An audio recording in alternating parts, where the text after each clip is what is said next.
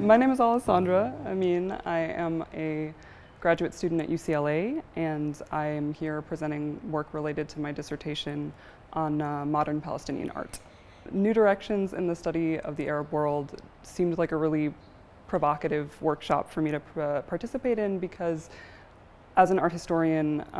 my work is really interdisciplinary, and so having the opportunity to interact with scholars who were very familiar with the regional context, but weren't necessarily in my field of study was a really great opportunity for me in order to get a much broader sense of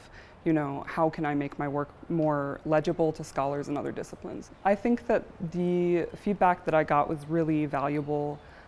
insofar as the people who were giving it were, again, they were not in my field, and sort of seeing that there were still patterns that emerged across disciplines in terms of what people were looking for and what needed to be clarified, et cetera, was really valuable.